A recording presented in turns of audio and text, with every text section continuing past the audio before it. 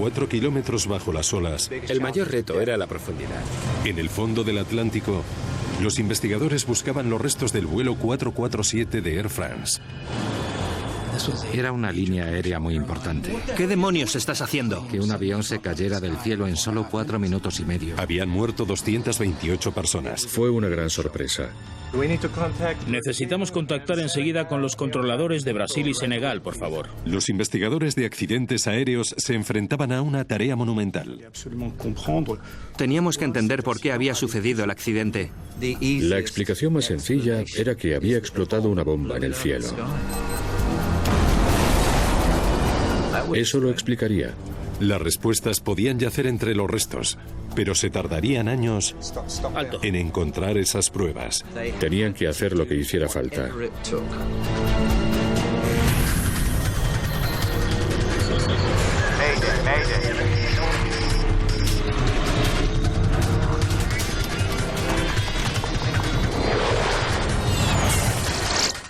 Mayday, catástrofes aéreas. Esta es una historia real. Está basada en informes oficiales y testimonios de testigos. Air France 447, desaparecido. El vuelo 447 de Air France estaba cruzando el Atlántico. El Airbus A330 realizaba un vuelo directo de 11 horas entre Río de Janeiro y París. Al mando iba el capitán Marc Dubois, de 58 años. Aquí está la nueva previsión. Llevaba más de media vida siendo piloto y era uno de los capitanes de mayor edad de Air France. En este avión no se ve nada con esta luz. El primer oficial, Pierre-Cédric Bonan, tenía 32 años. Llevaba un año volando en el Airbus A330. Estamos llegando a Intol.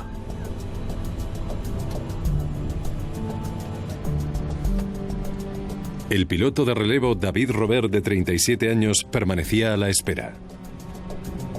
Los tres pilotos se turnaban para permanecer alerta. A bordo del vuelo nocturno viajaban 216 pasajeros, entre ellos el ejecutivo canadiense Brad Clemens. Hablé con mi hermano el domingo por la mañana.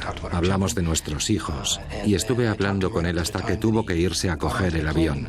Era uno de esos pasajeros frecuentes, o como se llamen, que estaba todo el día volando. Ya estaba acostumbrado y creo que incluso le gustaba. El piloto automático mantenía el avión estable a unos 10.700 metros. Air France 447.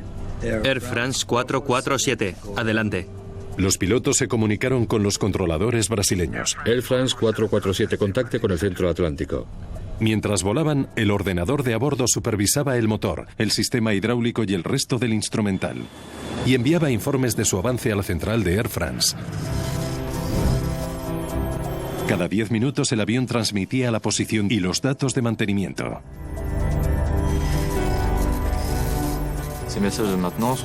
El objetivo de los mensajes de mantenimiento es ayudar al personal de tierra a prepararse para cualquier reparación del avión necesaria para el siguiente vuelo. Atlántico, Atlántico. Air France 447 llamando a Atlántico. Air France 447, Atlántico, adelante. Tras 3 horas de vuelo, el capitán informó de la llegada a un punto de la ruta frente a la costa de Brasil. Air France 447, posición Intol. Mantenga el nivel de vuelo a 350. Muy bien, eso haremos. Se acerca eso. Sí, ya lo he visto.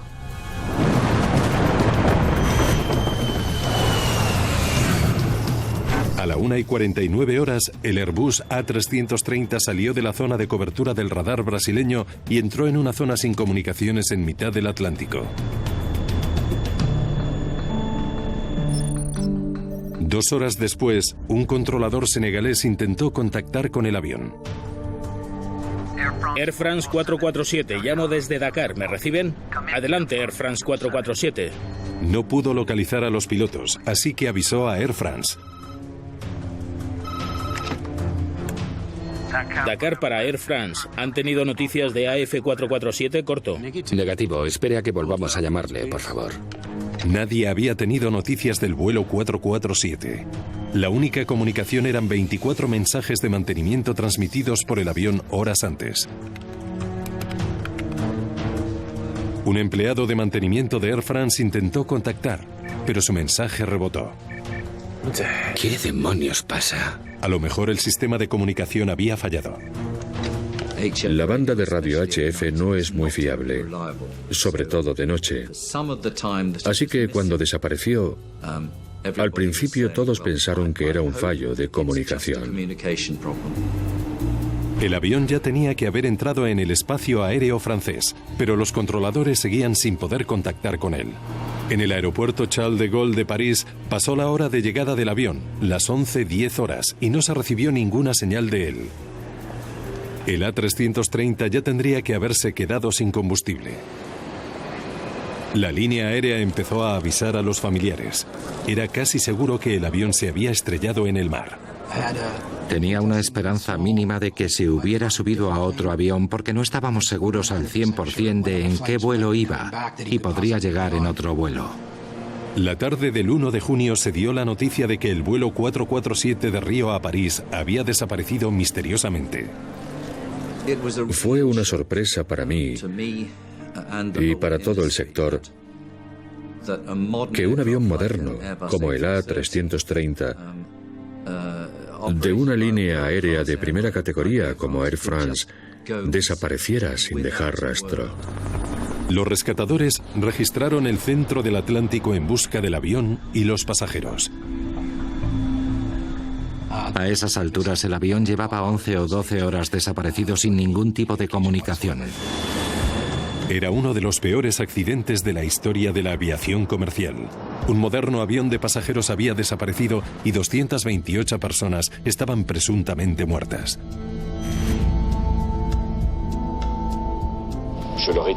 Si quieren que les diga la verdad, las posibilidades de encontrar... El presidente francés Nicolas Sarkozy anunció que apenas había posibilidades de que hubiera sobrevivido alguien. La tarea de resolver el misterio recayó en la BA, la Agencia de Seguridad Aérea francesa. Se vio sometida a una enorme presión para encontrar respuestas. Teníamos que entender por qué había sucedido el accidente con ese avión y esa línea aérea. Por ahí, gracias. Alain Vuillard se hizo cargo de la investigación. Era un piloto e ingeniero aeronáutico con casi 20 años de experiencia como investigador de accidentes aéreos. Había trabajado en otras investigaciones importantes como la del Concorde y era consciente de que sería una investigación difícil.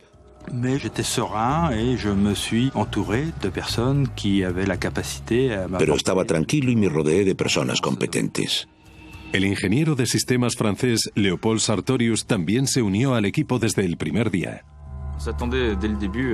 Desde el principio esperamos una investigación larga y complicada.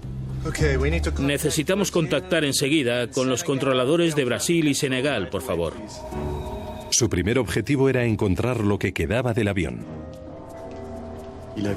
Desapareció del radar sin enviar una petición de ayuda y durante muchos días no se encontró ni un resto en la superficie del mar.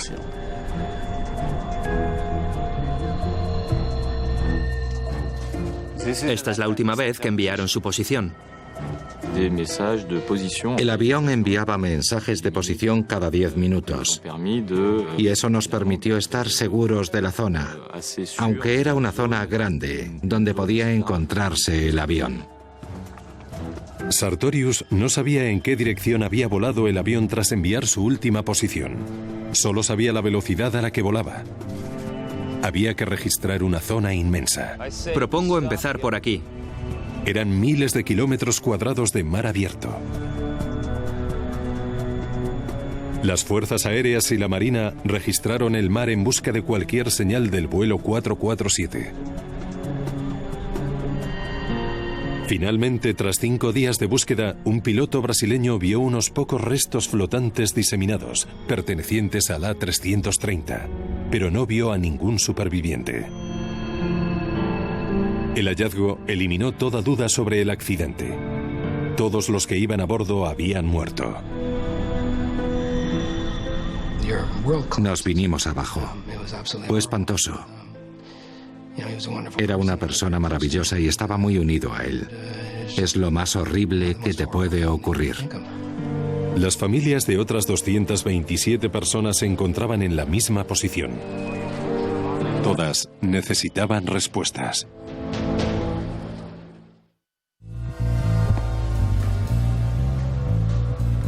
¿Qué puede derribar un avión que vuela a 10.000 metros?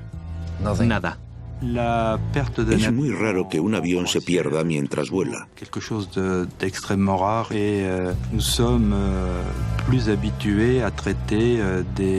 Estamos más acostumbrados a que esos sucesos ocurran al despegar o al aterrizar, así que el accidente suscitó muchas preguntas. Una de las preguntas más urgentes y perturbadoras era si el mundo había presenciado un nuevo atentado terrorista.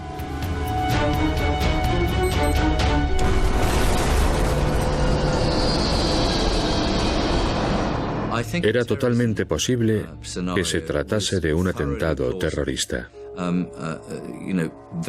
Era un avión muy moderno, con un historial de seguridad impecable. La explicación más sencilla era que había explotado una bomba en el cielo. Eso lo explicaría. Las corrientes atlánticas habían esparcido los restos flotantes del avión por un área de 500 kilómetros cuadrados.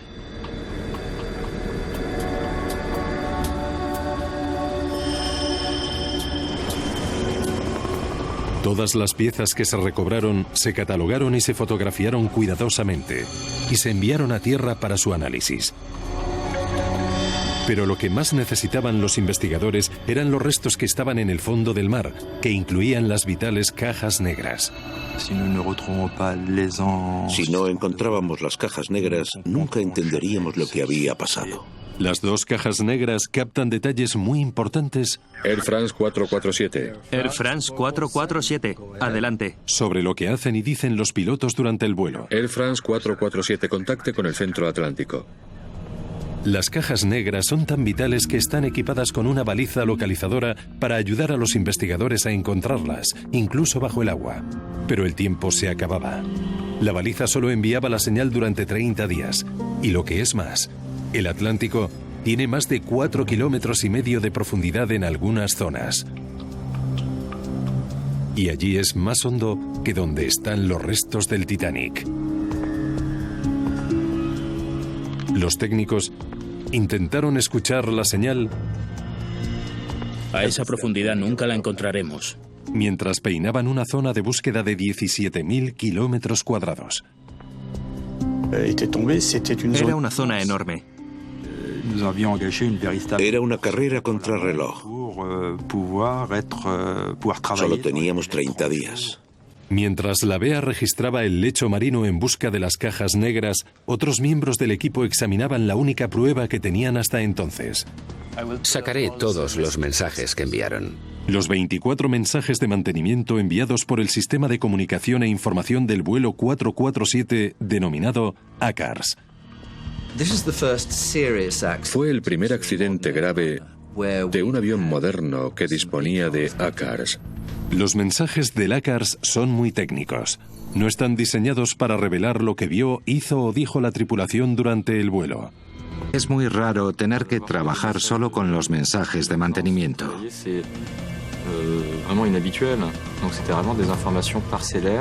Disponíamos de datos que en realidad nos proporcionaban muy poca información. Pero proporcionaban una pista intrigante. Hay un problema con los tubos de pitot. Uno de los mensajes de mantenimiento informaba de un fallo en el aparato que mide la velocidad del aire, el tubo de pitot. Los mensajes de la CARS nos proporcionaron la primera pieza del rompecabezas. Sabíamos que los tubos de pitot tenían un problema de atascamiento.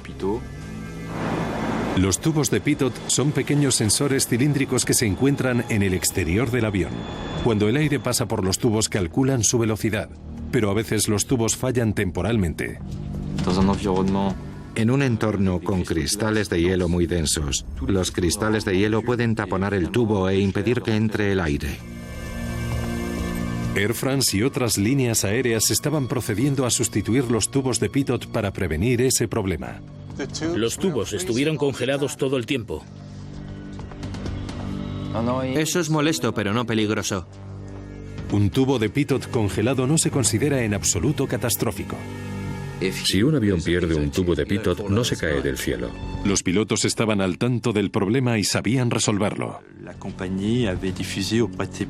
La empresa había enviado una circular llamada OSV a los pilotos, informándoles del fenómeno y cómo reaccionar ante él. Mira esto. Vuillard llegó a la conclusión de que los tubos de pitot no bastaban para explicar el accidente. Tenía que haber algo más. Los mensajes no ayudan mucho. Enseguida nos dimos cuenta. Teníamos que buscar en otra parte. Aunque la culpa no fuera de los tubos de pitot, Vuillard se preguntó si la climatología extrema pudo haber jugado un papel. Las fuertes turbulencias pueden dañar un avión o causar su pérdida al fracturar un ala o dañar los sistemas de a bordo. Los investigadores se plantearon la posibilidad de que el avión hubiera volado en condiciones climatológicas tan extremas como para derribar el avión. Las turbulencias podían explicar lo que causó el accidente. La altitud, señor, es de unos 10.000 metros. Máxima potencia. Incluso a esa altitud, a los pilotos les habría resultado imposible recuperarse si una violenta tormenta hubiera calado el avión. La fuerza podría haber despedazado el avión. En un avión, los principales daños de las turbulencias son las fracturas estructurales, como perder un trozo de la cola o un ala entera en un caso extremo. Eso produciría la pérdida del avión.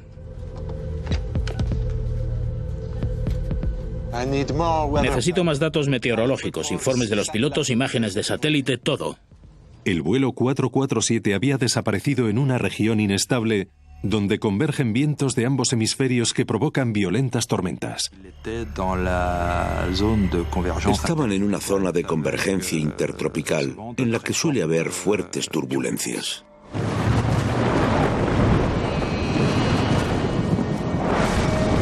Esa noche, otros aviones cambiaron de ruta para evitar pasar por esa zona de tormentas. ¿Pero qué clase de tiempo se encontró el vuelo 447? ¿Cuáles fueron las condiciones reales? ¿Qué entorno se encontró el avión? Esa era la pregunta.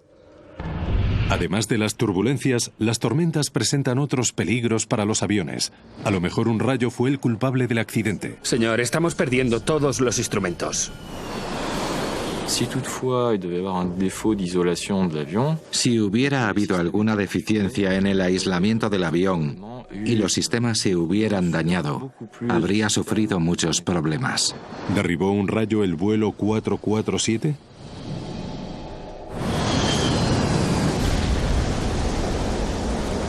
De momento, la única prueba que tenía Vuillard eran los restos flotantes, entre los que había chalecos salvavidas sin usar, lo que indicaba que los pasajeros no tuvieron tiempo de ponérselos. La recuperación de los chalecos salvavidas dentro de su embalaje original nos indicó que el suceso ocurrió muy deprisa. Los pasajeros no estaban preparados para el impacto con la superficie del agua. Los chalecos salvavidas sin abrir apuntaban a una catástrofe repentina. Pero otros restos sugerían justo lo contrario.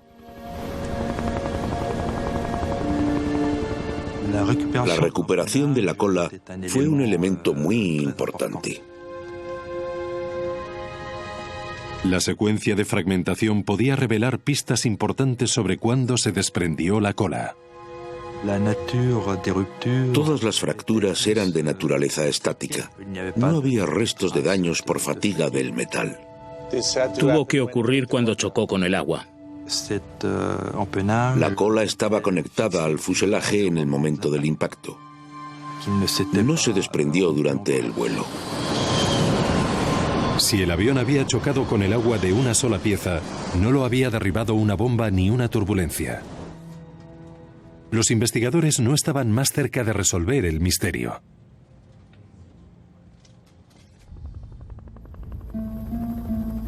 Ya habían pasado 3 semanas desde la desaparición del vuelo 447 en el Atlántico. En pocos días se agotaría la pila de la baliza localizadora.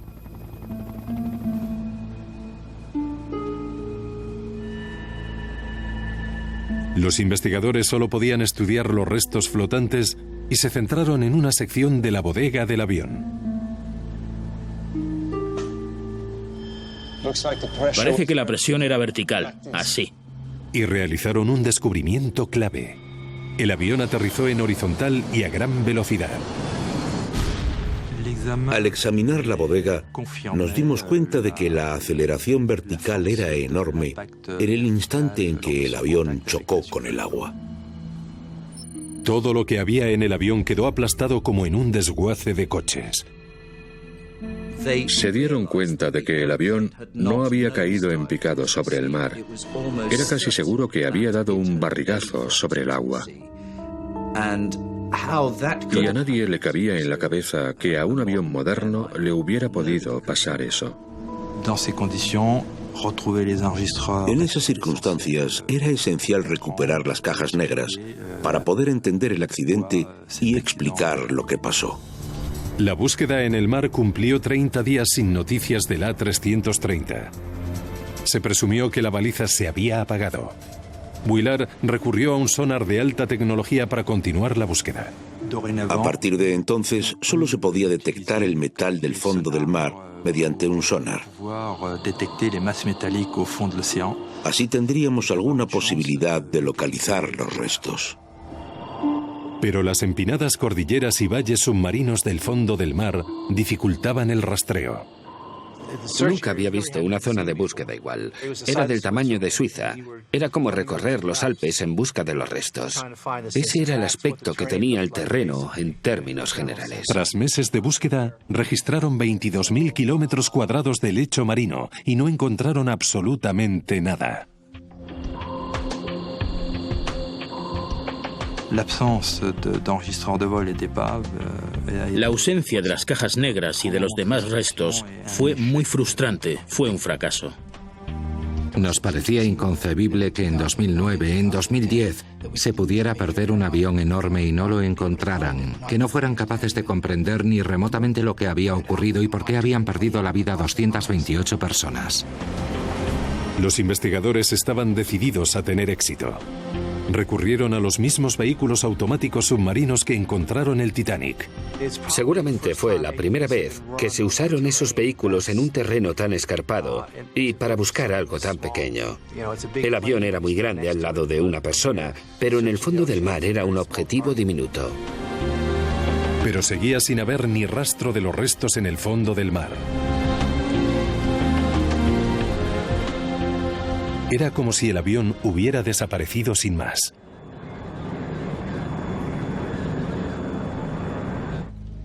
«18 meses después de la pérdida del avión, Vuillard se dio cuenta de que las posibilidades de encontrarlo cada vez eran menores.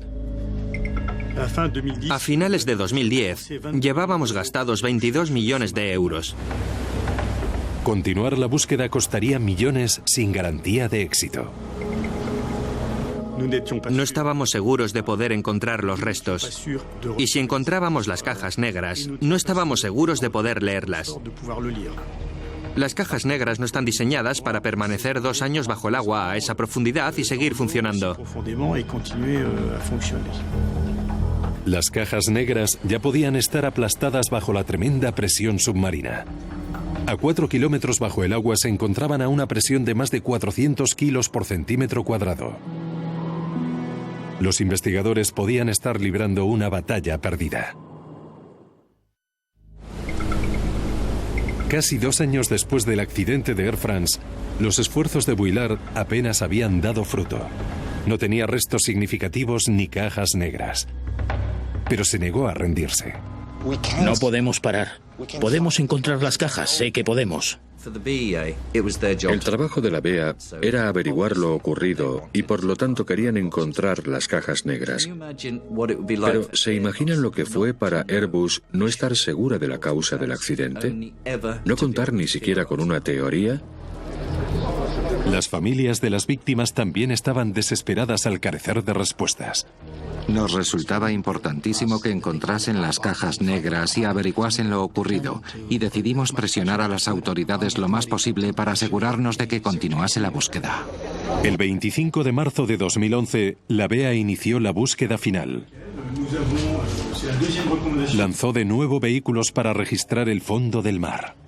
Se centraron en un círculo de 37 kilómetros de diámetro alrededor de la última posición conocida del avión.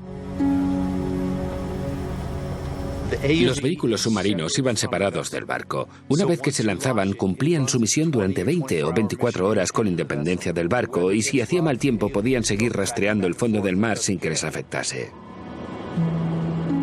Tras una semana de búsqueda, un sumergible captó una imagen de sonar de algo enorme en el lecho marino.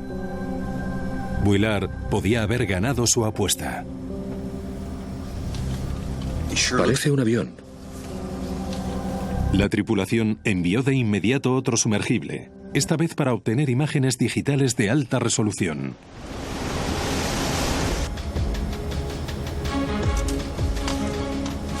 Creía que nunca vería este día.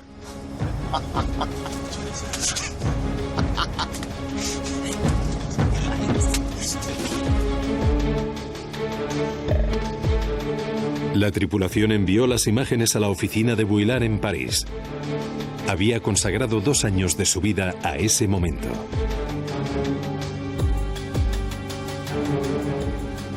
No me lo creo. Gracias a Dios.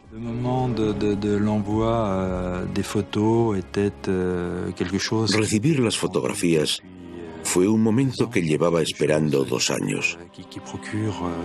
Y me provocó una emoción indescriptible, muy intensa. El 3 de abril de 2011 por fin se encontraron los restos del vuelo 447 de Air France. Estaban a 12 kilómetros al nordeste de la última posición conocida del avión, a una profundidad de casi 4.000 metros. Localizar los restos fue algo excepcional y muy significativo en la vida de un investigador. Una vez localizado el lugar del accidente, comenzó una segunda búsqueda. Un operador guió un sumergible robótico para explorar la oscuridad en busca de las 2 cajas negras. Era como un desguace. No había más que restos de avión por todas partes. Unas cosas encima de otras. Restos de fuselaje, motores, todo tipo de cosas en todas partes. Pasaron los días sin noticias de las cajas negras. Los investigadores sabían que aunque encontrasen lo que buscaban, tras 2 años bajo el agua tal vez resultarían inútiles. No teníamos ni idea de si la grabadora de datos de vuelo y la grabadora de voz de cabina funcionarían. Entonces Vuillard recibió la noticia que esperaba. Alto, alto ahí. Acércate más.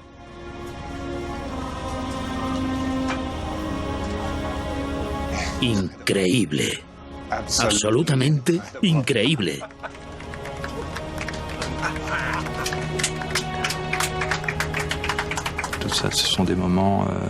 Son momentos difíciles de describir, momentos de tu carrera que no puedes olvidar.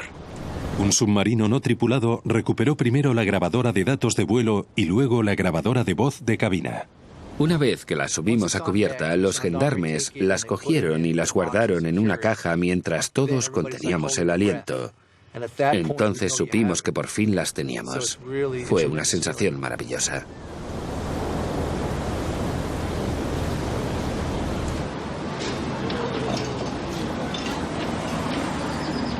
Los gendarmes franceses escoltaron las cajas negras hasta el laboratorio de Leo Sartorius en París.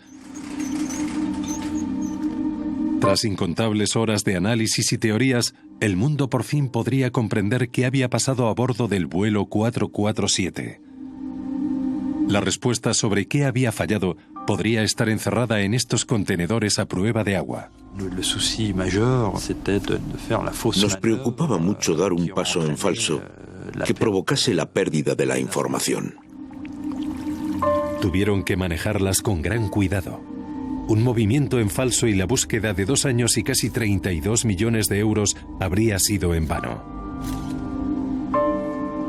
Empezaron por la grabadora de voz de cabina y retiraron cuidadosamente la funda protectora, buscando la tarjeta de memoria en su interior.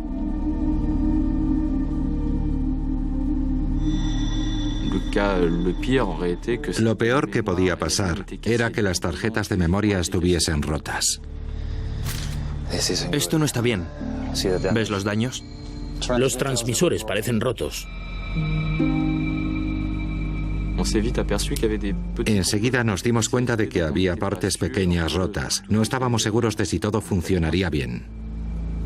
Si los técnicos no podían arreglar la grabadora de voz de cabina, sería imposible saber lo que ocurrió en la cabina antes del accidente y quién pilotaba el avión. Mira la tarjeta de datos de vuelo. Cuando examinaron la segunda caja, la grabadora de datos de vuelo, las noticias fueron mejores. Está bien. No hay ningún problema. Nos miramos unos a otros y nos dijimos que era increíble. Era increíble que estuviera en ese estado.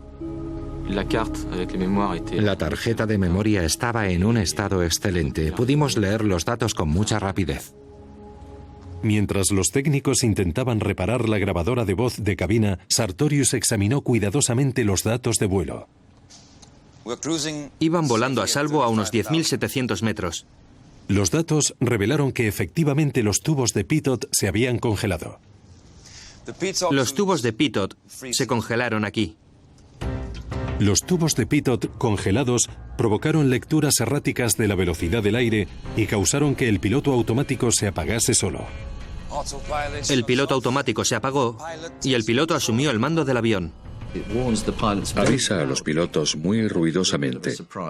Los pilotos se pueden llevar una gran sorpresa, y en este caso se la llevaron. Su reacción a esa advertencia fue la clave de todo lo demás que se desencadenó. Los pilotos sabían que los tubos de pitot congelados se limpiaban solos en menos de un minuto. Los tubos de pitot del avión solo sufrieron los efectos del atasco del tubo durante 56 segundos. Después, las lecturas de la velocidad del aire volvieron a ser normales. El piloto solo necesitaba mantener estabilizado el avión y el problema desaparecería. El avión no sabe que tú no sabes la velocidad del aire. Lo único que quiere el avión es potencia para seguir hacia adelante y la misma altitud para mantener el vuelo nivelado. Pero no lo mantuvo estabilizado. En su lugar, quien pilotaba el avión tiró hacia atrás y levantó el morro. Cuando se desconectó el piloto automático, el piloto al mando cambió la inclinación del avión. Ascendió casi 800 metros. Si levantas el morro del avión y va cuesta arriba, se ralentiza. La velocidad cayó 90 nudos en menos de un minuto. Por eso se activó la alarma de entrada en pérdida.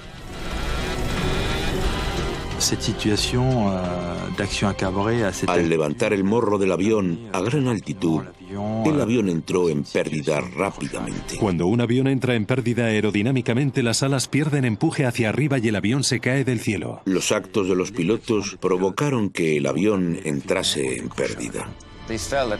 Cayeron a casi 4.000 metros por minuto. Inexplicablemente, el piloto continuó tirando hacia atrás cuando debería haber bajado el morro del avión para ganar velocidad y empuje hacia arriba. Cuanto más se levanta el morro, más se destruye el empuje hacia arriba. Y es lo que le pasó al vuelo 447 de Air France. El avión cayó prácticamente como si fuera una piedra. Solo la grabadora de voz de cabina podía revelar por qué los pilotos habían actuado como lo hicieron. Pasamos varias horas de agonía en el laboratorio porque no estábamos seguros de poder recuperar los datos después de tanto dinero y esfuerzo invertidos. ¿Funcionará? No lo sé. Los investigadores estaban contra la pared. Solo les quedaba una esperanza tras su larga búsqueda para averiguar lo que había causado el peor desastre de la historia de Air France. Todo su trabajo dependía de la reparación efectuada a un pequeño aparato electrónico.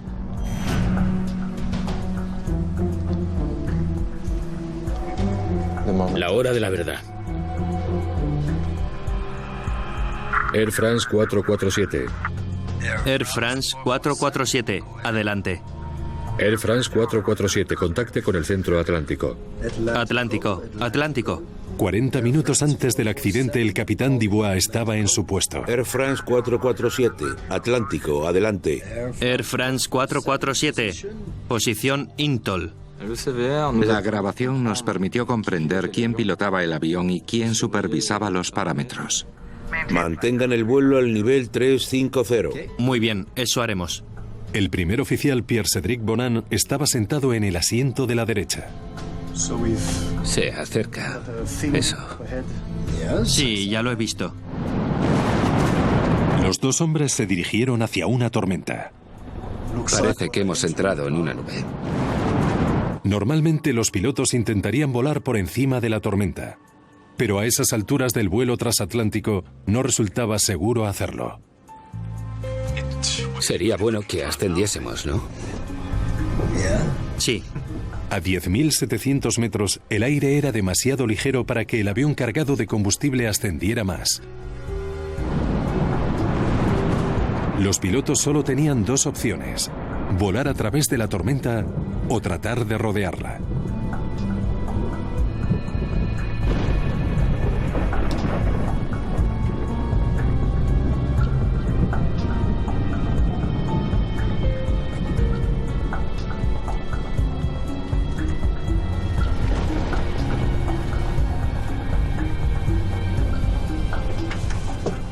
¿Has dormido algo? Más o menos. Pues entonces me marcho ya. El capitán Dubois descansó como estaba previsto. El primer oficial David Robert relevó al más experimentado capitán. Tenía 4.000 horas más de vuelo en una A330 que el otro primer oficial de la cabina. El primer oficial Robert iba en el asiento de la izquierda y el primer oficial Bonan era quien pilotaba el avión en el asiento de la derecha. Los investigadores ya sabían que minutos antes del accidente el capitán había salido de la cabina para descansar. ¿No deberías ir un poco a la izquierda? Pero no estaba claro quién de los dos pilotos que quedaron estaba al mando. ¿Perdona? Podrías ir un poco a la izquierda. Por la forma en que actuaban, cuando el capitán salió de la cabina, no parecía que uno de los dos estuviera al mando y el otro fuese el piloto de apoyo. La confusión sobre sus papeles se volvió crítica cuando el avión se topó con una columna de cristales de hielo dentro de la nube. Los cristales de hielo golpearon el avión. El hielo envolvió los tubos de pitot. Los cristales de hielo llenaron los tubos de pitot. Las lecturas de la velocidad del aire ya no eran válidas. De repente los pilotos no podían estar seguros de la velocidad a la que volaban. Eso es el piloto automático desconectándose. Yo tengo los mandos. ¿Qué es eso? Cuando Bonan levantó el morro empezó a sonar la alarma de entrada en pérdida. Los investigadores por fin sabían qué piloto causó que el avión entrase en pérdida. El primer oficial, Bonan, está tirando hacia atrás y calando el avión. Increíblemente, ningún piloto sabía por qué sonaba la alarma. El oficial Robert no entiende lo que pasa. Vio que el avión subía y que la velocidad bajaba, y dijo al otro que vigilase la velocidad. Hemos perdido velocidad. Los pilotos tenían que bajar el morro del avión para ganar velocidad, pero Bonan inexplicablemente estaba tirando hacia atrás, levantando el morro. Vale. Voy a volver a bajar. Según los tres estás subiendo. Vuelve a bajar. Los pilotos luchaban por recuperar el control del avión, pero parecían totalmente paralizados por su propia confusión. Están haciéndolo todo mal. Está muy claro lo que deberían hacer.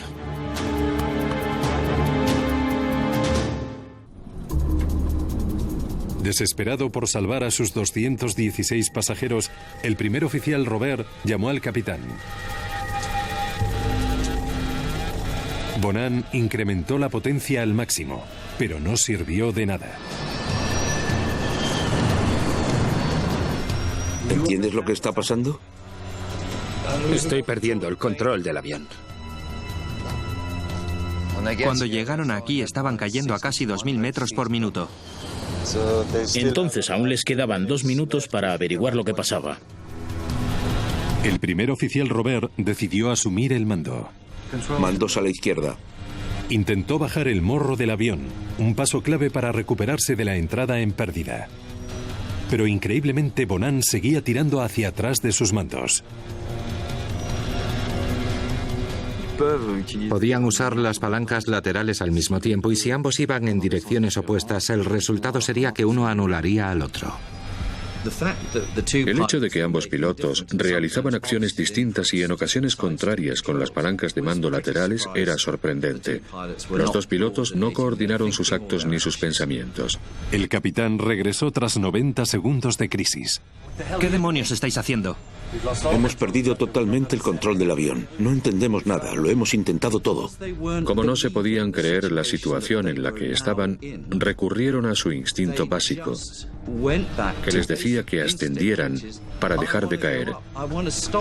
Por eso levantaron el morro. Dubois revisó el instrumental tratando de averiguar lo que marchaba mal. ¿Qué crees que necesitamos hacer? No lo sé, estamos bajando. El capitán no tuvo suficiente tiempo para evaluar la situación. Estamos a 3000 metros. Sube, sube, sube, sube. Pero ya llevo un rato con el morro levantado. Dubois por fin lo comprendió. El primer oficial Bonan estaba causando la entrada en pérdida por levantar el morro. No subas. Para cuando se dieron cuenta, ya era demasiado tarde. Robert no pudo obtener suficiente empuje hacia arriba para recuperarse de la entrada en pérdida. A unos 600 metros, los sensores detectaron la superficie del mar y activaron nuevas alarmas.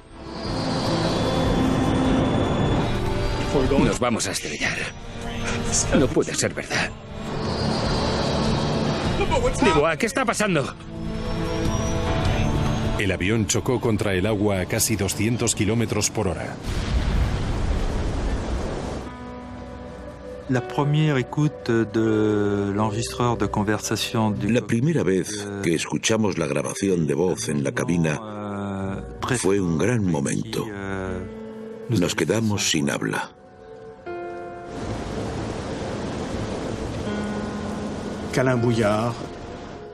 Alain Bouillard se quedó pálido.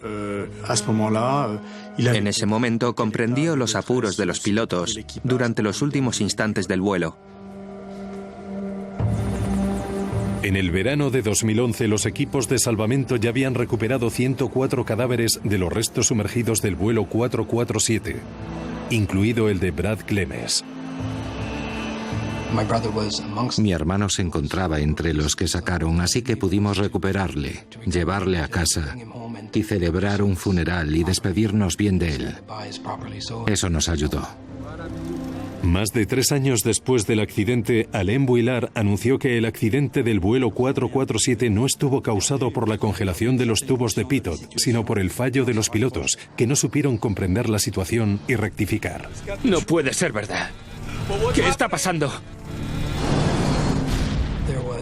Tenían la sensación de que los aviones eran tan sofisticados que podían volar solos, y los pilotos no estaban entrenados para pilotar esa clase de avión de modo manual a gran altitud. Creían que ya tenían el piloto automático y que no hacía falta que el piloto supiera nada más. Ahora se ha instaurado un nuevo entrenamiento para enseñar a los pilotos a enfrentarse a la falta de datos válidos sobre la velocidad y a recuperarse de una entrada en pérdida a gran altitud. Las líneas aéreas tienen que estar dispuestas a gastar más dinero en formación básica de vuelo manual y en formación de reconocimiento para sus pilotos.